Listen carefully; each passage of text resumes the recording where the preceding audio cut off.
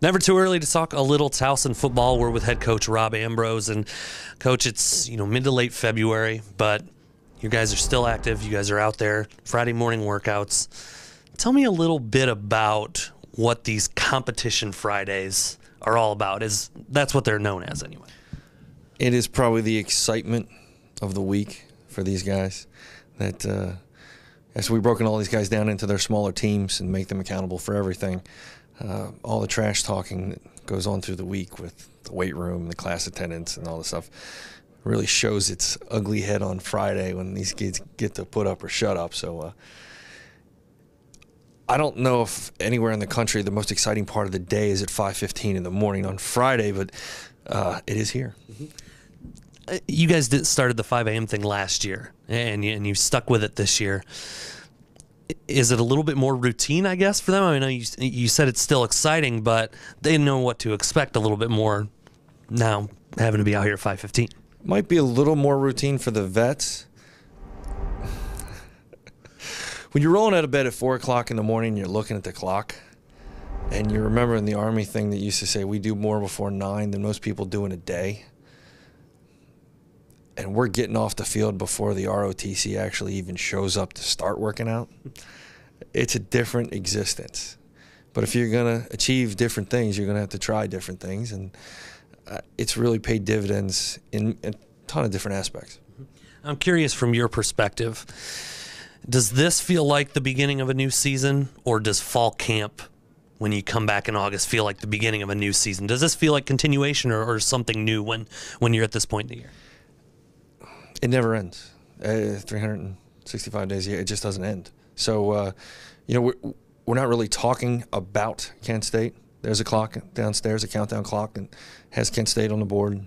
But we got to do a whole lot between now and then to even start talking about that. We brought back some old rules and tied some things down, and we have to rebuild. We have to raise the bar, and there's no excuses. And the kids are starting to understand how important that is. That we had never been where we got to last year, and this is a new place to be. And for us to continue this and to take it another step higher, it's going to take a higher quality of investment. It's fun to be a part of. It's you're still weeks away from actual spring practices. We talked about the workouts. What really goes on between now and when you get to spring practice? What's kind of the goal, I guess, between now and when those actual spring practices start and you can start getting some work in with, playbooks and things like that? Well, we're acclimating a bunch of new guys. And, this has been the maturation of college football, in that you're bringing guys in mid-year that are going to be part of your team for next fall, and that really didn't happen 15 years ago.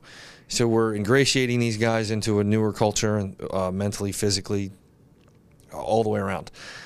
For the staff, there's a million things to be done. We're now going with a fine-tooth comb over the things that we did well or poorly, or things we're evaluating from last season.